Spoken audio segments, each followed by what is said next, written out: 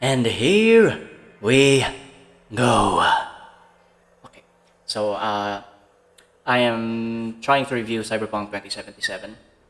This is a game that I have wanted to play for a long time now, very long time now. Actually, I upgraded my PC just to try and play the game.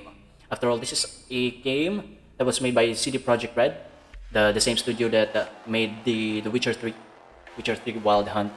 And I played The Witcher 3 prior to starting Cyberpunk 2077. That game's just so good, so satisfying, you know? Especially the sauce. So, I was very excited to play Cyberpunk 2077. I had no idea what awaited me. Of course, I have seen glimpses of the game from the internet, but I tried really hard to avoid watching any sort of gameplay so as not to be spoiled. Uh, Spoiled the story of the mechanics of the game. So yeah, the game started with the first mission named the Nomad. We start the game looking at our face in front of a mirror. Then when you turn around and you survey the place we were in, we discover we are in a garage with a mechanic who was apparently trying to fix our car. Our car gave up while we were on the road. And then after some dialogue, we find out that the protagonist that we are controlling, can fix the damn car by himself. You know, he was the one. He shoved the mechanic. He fixed that thing in the engine, and I don't see why we needed the mechanic at all if that's the case. I hope we did not spend any money to pay him, especially since he's useless. Maybe that's why we started the game with only 500 euro dollars. You know, which is a damn shame. Could have started with more. And then when we get into our car, and then we try to start the car, and now we can see that it's running. Lo and behold, the sheriff of the town comes in through the gate. As usual, the sheriff is a stereotypical personification of a law enforcement individual, usually in rural towns or areas.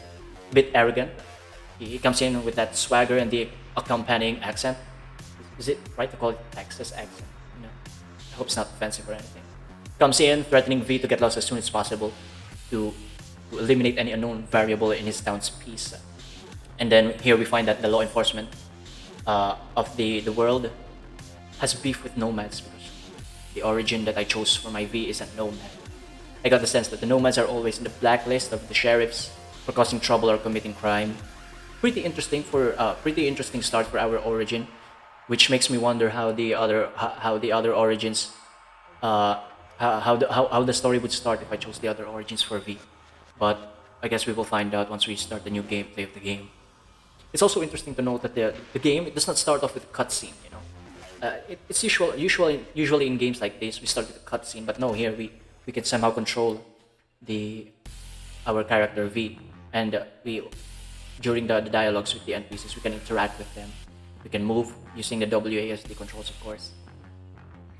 And then after we get in the car, we banter with the sheriff. Then we get out of the garage. Apparently, we need to go to a telecom tower to find a signal, and we get here in this segment of the prologue. We get a section of the background of V, how he left his clan and wanting to start a new in Night City. How he's looking for a person, got a job given by a client, and then he contacts a member of his former clan to find out that information, and which is cool to see, you know, that he still got a connection even though he seemingly left the clan with on a bad note. Well, we can see he's made some pretty strong connections with his former clanmates. Maybe because they treat each other like family, especially in tight-knit groups like that. And then the contact gives him the location of the apparent colleague for the side gig that we are doing. We go to the location and then we meet Jack Wells. He's a big guy, so my first impression is that he would be an asshole of some sort in the story. But during the dialogue, we see that he's got some similarities with V. He also came from a nomad family as well. It's just a pretty good connection. Then during the dialogue, we find out that we're going to smuggle some goods into Night City.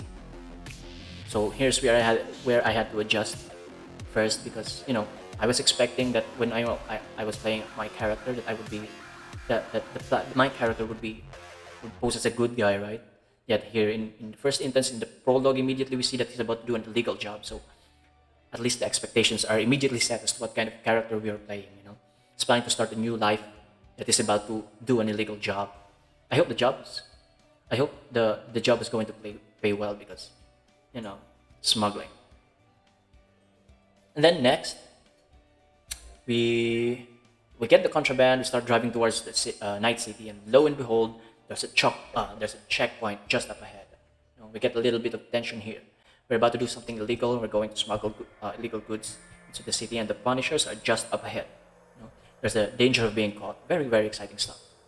We find out that we were planning to bribe our way inside, which definitely made sense because whoever this client is, if we wanted this contraband to reach him or something, he must do everything possible in order to achieve it. And bribery is one way, or the only way in this case. Later, we come face to face with a border guard in a dark room. We enter the office of some sort, very dark, looks like an interrogation room. Wait to set the mood immediately. And then we wait to see if the bribe would work or not. In the dialogue options, the border guard has a poker face, which means we're not sure if the bribe is going to work. He even got pauses in between his sentences. Very, very ominous. We give our bribe, we banter back and forth, and then he'll let us go. Bribe works. We're happy. But as usual, the game would suck if nothing goes wrong. As we leave the checkpoint and drive towards the city proper, we get a sense from the conversation of V with Jackie that shit is about to go down. And of course they did. A convoy stops in front of us, headlights blazing up in the overhead lights of this convoy. Then they've got that megaphone blaring, accusing us of smuggling, and then all hell breaks loose.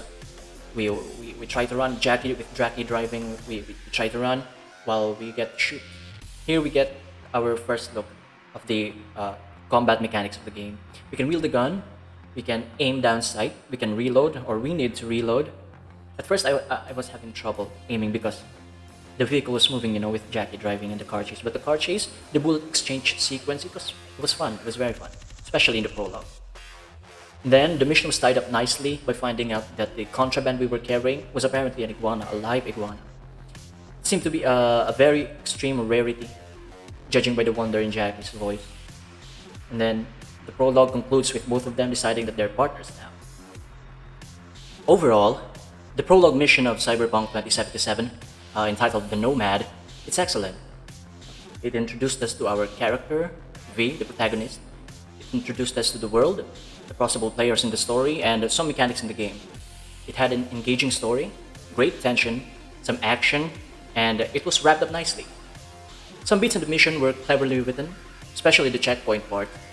So overall, it is a solid start for the game, and I am very, very excited for that.